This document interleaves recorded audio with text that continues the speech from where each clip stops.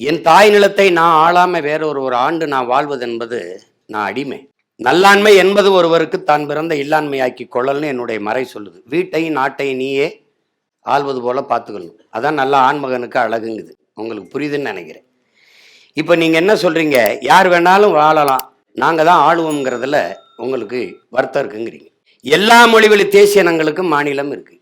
கேரளாவில் 2 முறை மூணாறில் எங்கள் பிள்ளைகள் தேர்வு செய்யப்படுறாங்க. ஒரு தடவை விட எங்களுக்கு அமைச்சர் பதவி கொடுக்கலையே. கர்நாடகாவில் எத்தனை 1.25 கோடி நாங்கள் இருக்கோம், ஒரு தடவை விட எங்களுக்கு அமைச்சர் பதவி கொடுக்கலையே. இந்த மாநில இந்தியா பெருநிலத்தில் எல்லா மாநிலங்களையும் நாங்கள் 36 லட்சம் 40 லட்சம் அப்படி நிறைஞ்சு வாழ்றோம். எங்களுக்கு என்ன பொறுப்புகள் கொடுக்கப்பட்டிருக்கு? பிறப்போக்கும் எல்லா உயிருக்கும் அது வேற. பிறப்போக்கும் எல்லா உயிருக்கும்னு சொல்றதுக்கு நின்று சொல்றதுக்கு எனக்கு ஒரு இடம் இருக்கணும்ல. நீங்க இங்க பாருங்க, நல்லா கவனிச்சுக்கிறீங்க. உன் இடத்தினை உறுதி செய், உன் இனத்தை முன்னிறுத்து, இருக்க இடமற்றவன் அனைத்துலகம் பேச அருகதையற்றவன். நான் நிக்கிற இடமே என்னது இல்லைன்னா, நான் அமெரிக்க ஏகாதிபத்தியமே உன்னை வன்மையாக கண்டிக்கிறேன், கண்டி அங்கிட்டு தள்ளி நின்று கண்டிட்டு போயிருன்றான். உங்களுக்கு நல்லா புரிய வைக்கணும். யார் தமிழர்னு கேட்குறீங்க. நீ ஏன் தமிழரா இங்கே வந்து மாறுற? நீ என்ன அடையாளம்? குஜராத்தியா இரு, அதில் எனக்கு ஒன்றும் பிரச்சனை இல்லையே. நீ பீகாரியா இல்லை மராட்டியராரு, எனக்கு ஒன்றும் சிக்கல் இல்லையே.